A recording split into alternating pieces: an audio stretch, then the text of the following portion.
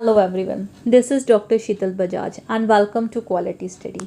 तो चलिए हम शुरू करते हैं कि NPE 2020 क्या है। NPE means national policy on education, जिसको हम न्यू एजुकेशन पॉलिसी के नाम से सुन रहे हैं।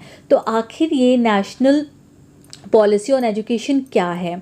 Being a teacher, parent, student and a civilian, we should know what is NPE and how it is going to affect us. क्यों central government ने इतना रेडिकल स्टेप लिया है? क्यों इसको 34 साल के बाद बदलना पड़ा? क्यों मदर टंग या रीजनल लैंग्वेज के जरिए हमें जो है प्राइमरी लेवल में पढ़ाया जाएगा? क्यों एमफिल को जो है बंद कर दिया गया है? क्या फॉरेन यूनिवर्सिटी को सेटअप के लिए अलाउ करना सही है? क्या NPE प्राइमरी कैडर को काफ़ी इफ़ेक्ट करेगा? तो चलिए हम देखते हैं कि जो कुछ कंफ्यूजिंग मूव्स हैं NPE 2020 के। जैसे इसमें कहा गया है कि इस पॉलिसी में 5th स्टैंडर्ड तक जो मीडियम ऑफ इंस्ट्रक्शन है वो मदर टंग या वर्नैकुलर, और इसके आगे भी इसको कैरी किया जा सकता है 8th स्टैंडर्ड तक या उससे भी ज़्यादा।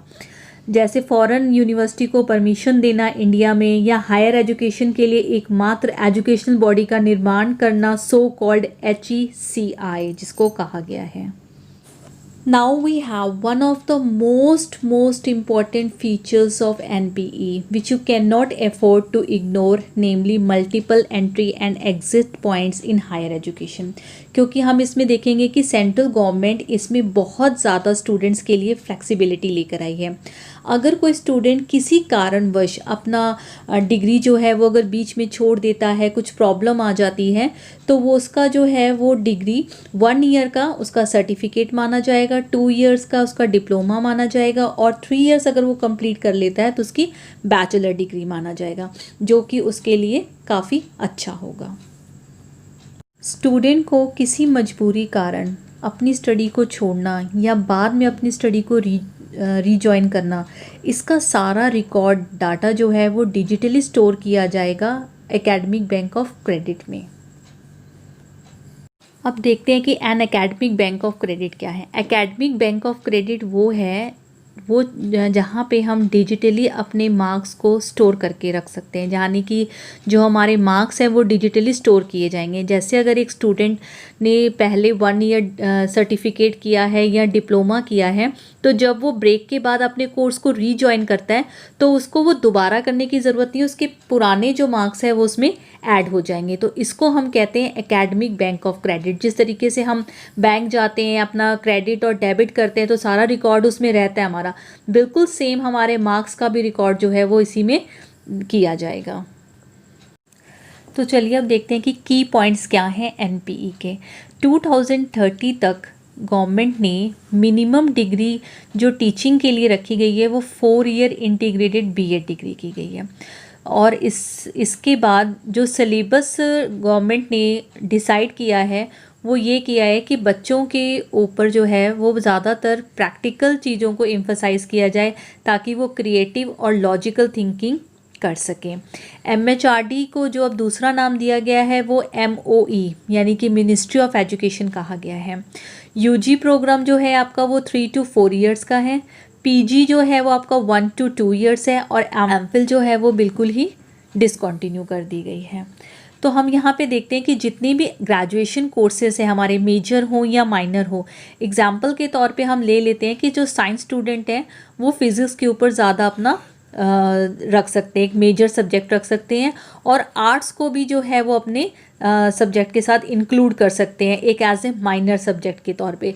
जैसे म्यूज़िक हो, जिसमें भी उनका इंटरेस्ट है, या आर्ट्स में है, आर्ट एंड क्राफ्ट में है, तो वो किसी भी चीज़ को जो है अपना इंटरेस्ट बना सकते हैं और कॉम्बिनेशन को चूज़ किया जा सकता है। इसमें भी बहुत ज़्यादा फ्लेक्सिबिलिटी दी गई है। ऑल हायर एजुकेशन जो है वो एक अथॉरिटी के द्वारा जो है वो गवर्न किए जाएंगे। UGC AICT जो है वो मर्ज हो चुकी है। जितनी भी university, government, private, open, deemed या वोकेशनल एटसेट्रा, सबका ग्रेडिंग जो है वो सबको एक ही तरीके से जो है सबको देखा जाएगा। जो रूल्स दूसरी यूनिवर्सिटी के ऊपर फॉलो किए जाएंगे वो सब इनके ऊपर भी फॉलो किए जाएंगे। कैप गवर्नमेंट निर्धारित करेगी किसी भी एजुकेशनल इंस्टीट्यूट को, वेदर प्राइवेट है या public does not matter. Student अपनी मर्जी से साल में कोई भी 10 दिन बैग लेकर नहीं जाएंगे और कोई भी स्किल्ड प्रोग्राम में पार्टिसिपेट कर सकते हैं। हर एक बच्चा स्कूल से अपनी लास्ट क्लास पास करने के बाद अपने साथ एक स्किल एटलीस्ट ज़रूर लेकर जाएगा। यही इस पॉलिसी की खासियत है। इवन स्टूडेंट के लिए 6 स्टैंडर्ड से वोकेशनल एजुकेशन जो है वो शुरू कर दी गई जाएगी। ई कंटेंट जो कि एजुकेशनल चैनल्स लाइक दीक्षा, स्वयं, निष्ठा जो कि 8 रीजनल लैंग्वेजेस में होंगे, जो कि अभी सिर्फ 2 लैंग्वेज में हैं। तो जो एजुकेशन पॉलिसी हमारी अब आई है 21st सेंचुरी में, जिसको रिप्लेस किया गया है 34 इयर्स के बाद, जो कि 1986 में आई थी। इवन स्कूल कॉम्प्लेक्सेस जो हैं उनको यूज़ किया जाएगा आफ्टर स्कूल आवर्स के बाद अडल्ट एजुकेशन के लिए। 8 से 11 स्टूडेंट्स तक बच्चों के पास सब्जेक्ट चूज़ कर सकते हैं वो जिस सब्जेक्ट में उनका ज़्यादा इंटरेस्ट है। कॉमन इंट्रेंस एग्ज़ाम जो है वो यूनिवर्सिटी जो कंडक्ट कराती थी पहले, अब सेंट्रल गवर्नमेंट उसको कंडक्ट कराएगी।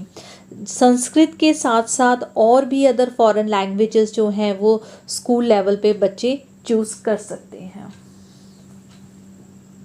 It is a crux of NPE। जो न्यू एजुकेशनल स्ट्रक्चर इन्होंने बनाया है वो है 5+3+3+4। इसको 4 स्टेजेस में जो है वो किया गया है। पहला है foundational stage, second one is preparatory stage, third one is middle stage and fourth one is secondary stage. तो जो फर्स्ट स्टेज है फाउंडेशनल स्टेज, फर्स्ट वन जो है उसमें आंगनवाड़ी का रोल काफ़ी ज़्यादा वाइटल है। इसमें रोट लर्निंग को जो है डिसकंटिन्यू करना मेन एम है। सेकेंड वन इज़ प्रेपेटरी क्लास या जिसको हम बाल वाटिका कहते हैं, ये जो है आपका प्ले वे मेथड के ऊपर बेस्ड है। मिडिल स्टेज जो क्लास है 6 to 8 स्टैंडर्ड है। सेकेंडरी स्टेज जो है वो 9 to 12 स्टैंडर्ड के लिए है। एग्ज़ाम्स जो हैं वो सेमेस्टर बेस्ड होंगे और साल में 2 बार होंगे। 3, 5, 8 स्टैंडर्ड का एग्ज़ाम एक सर्टेन बॉडी द्वारा होगा। और ग्रेजुएशन कोर्सेज़ के लिए स्टूडेंट जो है 1 ईयर का अगर कोर्स कंप्लीट करते हैं तो उनको बेसिक सर्टिफिकेट मिलेगा, 2 ईयर का करते हैं तो डिप्लोमा मिलेगा और 3 ईयर का करते हैं तो फुल कोर्स उनको डिग्री सर्टिफिकेट मिलेगा। अब हम देखते हैं कि ओल्ड एजुकेशन पॉलिसी और न्यू एजुकेशन पॉलिसी में क्या फ़र्क है। जो करिकुलम स्ट्रक्चर पहले था 10+2 था स्कूल का, अब जो है वो 5+3+3+4 है। जो बोर्ड एग्ज़ाम्स थे वो डिफ़िकल्ट प्रोसेस था और अब जो है वो ईजियर और फ्लेक्सिबल हो गया है। टीचिंग लैंग्वेज जो है थी पहले वो इंग्लिश थी और अब जो है वो लैंग्वेज आपकी मदर टंग है या रीजनल लैंग्वेज है। एजुकेशन का लेवल यूनिवर्सल करना है और GER को 100% सेकेंडरी लेवल तक करना है और हायर एजुकेशन में GER को 50% तक रेस करना है। हर कॉलेज को 0 से लेके 15 ईयर्स में एफिलिएट होना ज़रूरी है। In case if fails that institution will face severe step. तो a new board specially for teachers will be framed. तो NPE एक ही रात में बनकर हमारे सामने यूं ही नहीं आ गई है। इसको बनने में कितना समय और मेहनत लगी है यू कैन सी हियर। इसको ड्राफ्ट किया गया था 2017 में और इसकी रिपोर्ट जो है वो मई 2019 में MHRD को सबमिट की गई थी और ये रिपोर्ट तैयार की गई डॉक्टर कस्तूरबा कमेटी द्वारा। तो अब आप देख सकते हो कि जो स्टूडेंट्स के रिपोर्ट कार्ड है उनको redesigned and totally a different report card based on students thinking, his friend's assessment and his or her teacher's assessment will count। Educational institutions जितने भी हैं उन सबको मल्टी डिसिप्लिनरी इंस्टीट्यूट में कन्वर्ट किया जाएगा, क्योंकि हायर एजुकेशनल इंस्टीट्यूट्स को इन्होंने 3 टाइप्स ऑफ इंस्टीट्यूशंस की कैटेगरी में डिवाइड किया है। फर्स्ट है research universities, second one is teaching universities and the third one is autonomous degree granting colleges. Higher education को ऑपरेट करने के लिए one and only apex single regulator होगा, नेमली HECI। अब हम देखते हैं कि ये सफल कैसे होगी। On papers it sounds very promising and good one, but it requires huge infrastructure finance. Presently हमारे एजुकेशन पर जीडीपी का 4.6% ही खर्च किया जाता है और अब टारगेट जो है वो 6% का किया गया है। Being a teacher I think it is still meagre. Thank you for watching my video. Please subscribe my channel and press the bell icon button to get more such videos.